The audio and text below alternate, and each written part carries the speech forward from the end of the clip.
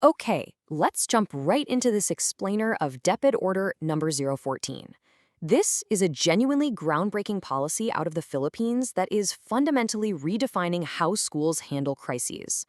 If you've ever wondered how an education system survives when the world outside is literally shaking, or flooding, or experiencing extreme heat, well, you are definitely in the right place. Here is our roadmap for today. We'll quickly cover the reality of Philippine school disruptions, the well-being first approach, the 4H's framework, learning tools, planning and reporting, and finally, the road to recovery. All right, let's set the stage with Section 1, the reality of Philippine school disruptions. So, to really grasp why this policy is such a massive deal, we have to start with a tough question.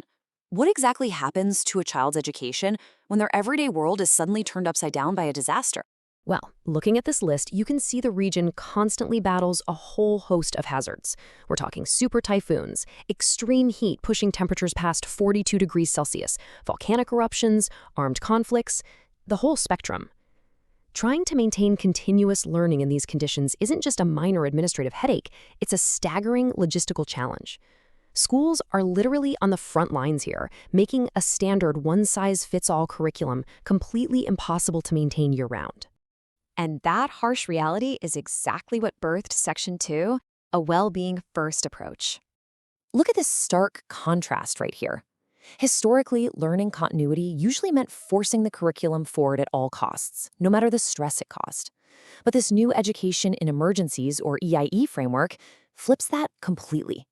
It acknowledges something crucial. Teachers are victims of these disasters too. The policy basically says, point blank, that teacher and learner well-being has to be the absolute foundation of education. You literally cannot teach a child, and you absolutely can't expect a teacher to instruct if they don't feel physically and psychologically safe. Mutual well-being is the new baseline. So how do they actually implement that? Let's dive into Section 3, the 4H's framework. This is the operational core of the entire policy. It's built around 4 distinct response levels that function intuitively, almost like a traffic light, to safely guide a school community through a storm. Let's break these down one by one. First up, we have Hayo, which translates to continue. This is our green light. It means circumstances are ideal. The community is functioning normally, everyone is physically safe, emotionally regulated, and ready to tackle the regular in-person curriculum with full lesson guides. Business as usual. Next is Hinay, or ease in. Think of this as the yellow caution light. It triggers during minor to moderate disruptions. So let's say there's a lower-level tropical cyclone warning or cautious heat levels. Routines are disrupted, people are experiencing mild stress. Under this framework, the academic pacing intentionally slows down. They add flexibility to take the pressure off both the students and the teachers. Now, if conditions get worse, we reach Hinga, or check-in. This is the orange light, heightened stress. Maybe there's significant flooding. At this level, academics intentionally take a backseat. The focus shifts entirely, and I mean entirely, to physical, psychological, and social-emotional well-being checks. And what's brilliant is that these check-ins are officially considered part of the teaching load. They completely replace the heavy academic demands. Finally, we hit Hinto, or stop, the red light, extreme distress.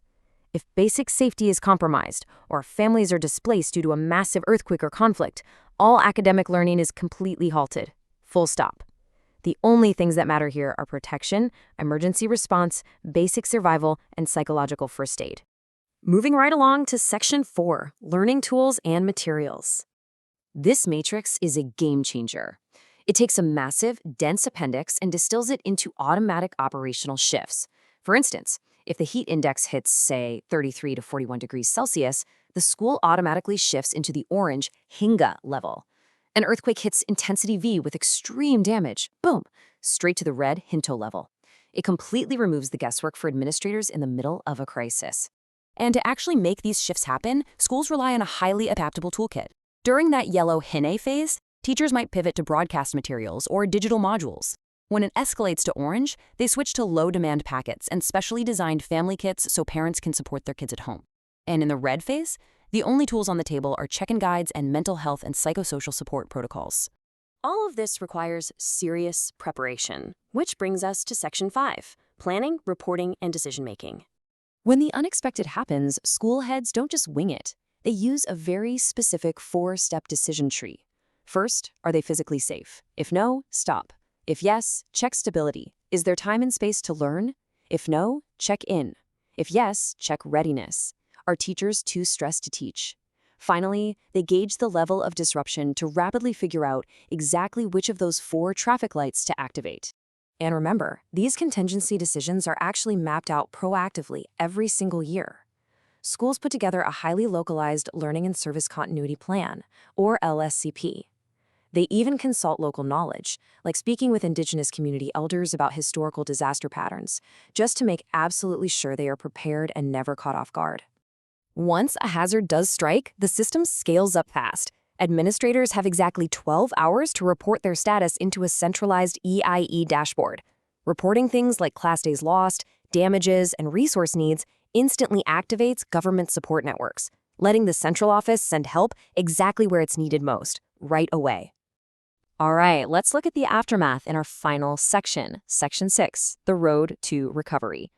The policy mandates what I would call a profoundly compassionate recovery period. It explicitly states that getting back to normal should never mean rushing the academic pacing at the expense of trauma recovery. Schools have to return gradually back to that green Hayo phase, focusing purely on structured remediation and foundational skills. It's a huge formal recognition that pushing kids and teachers too hard after a disaster literally does more harm than good. So as we wrap up this explainer, I want to leave you with this thought. How might adopting this kind of empathy-first traffic light framework redefine how schools across the globe weather the storms of the future? By putting human well-being ahead of rigid academic schedules, we might just be looking at the absolute future of educational resilience everywhere.